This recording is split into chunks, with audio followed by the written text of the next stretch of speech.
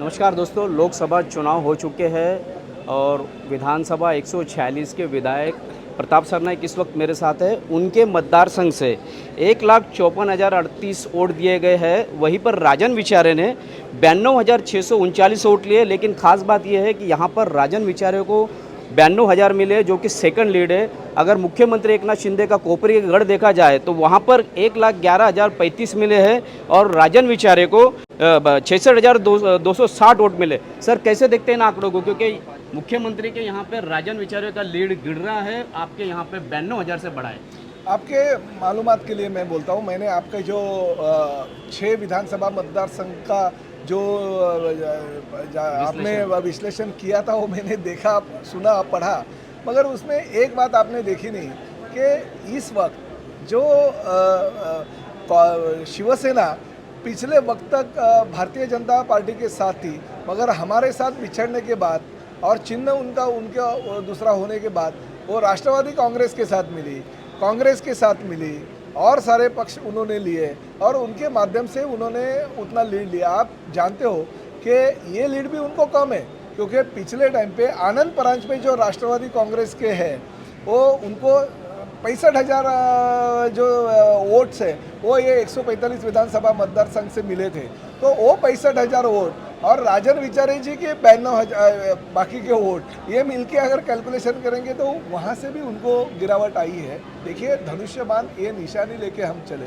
पहले भारतीय जनता पार्टी, शिवसेना और हमारी यूटी के माध्यम से जो 62,000 का मेरे कॉन्स्टिट्यूंसी में लीड मिला और 145 में 40,000 का लीड मिला, 44,000 का लीड है वो एकनाथ शिंदे साहब के कॉन्स्टिट्यूंसी से मिला, 48,000 का लीड जो है हमारे संजय केलकर साहब के कॉन्स्टिट्यूंसी में मिला, मंदाताई म्हात्रे जो हमारी बेलापुर की विधायक है भारतीय जनता पार्टी के, उनके कॉन्स्टिट्यूंसी से 12,500 का लीड मिला और हमारे गणेश नाइक साहब है उनके कॉन्स्टिट्यूंसी में 9,500 का लीड मिला। ये लीड देखते हुए 2 लाख से ज़्यादा वोटों से नरेश मस्की जीत के है। अभी तो उनके साथ कांग्रेस और एनसीपी होने के बावजूद उनको इतना लीड का सामना करना पड़ा। हम तो खाली हमारे पुराने जो साथी हैं उनको लेके चले तो ये लीड सामान्य नहीं है, मगर एक बात मैं कहना चाहता हूँ, धनुष्य बाण आखिर धनुष्य बाण होता है। नहीं, लेकिन एक कहीं ना कहीं धड़कने बढ़ाने वाले आंकड़े 6 मेरा सवाल ये 6 रूलिंग पार्टी के विधायक, जिसमें 2 आजी सांसद और 2 सांसद मिलकर 2,17,000 का लीड दिलवा पाए। देखिए, कुछ एक संविधान बदलने की भाषा राष्ट्रीय स्तर पे हुई थी, कुछ स्तर पे जातीय सलोखा बिगड़ने की बात कुछ राष्ट्रीय स्तर पे कुछ नेताओं ने की थी, कुछ जगह पे अलग अलग बातें हुई, उसका मतदाताओं के ऊपर तो परिणाम होता ही है, ये हकीकत है। और विधानसभा में हो चाहे लोकसभा में हो या चाहे कॉरपोरेशन में हो, इन सब चीज़ों का ध्यान रखते हुए ही लोग मतदान करते हैं। तो आप ये बात जो कह रहे हैं वो हकीकत है कि मतदान उनको मिला, मगर ये नैरेटिव जो पूरे देश में फैलाया गया था उसकी वजह से उनको उसका फ़ायदा हुआ।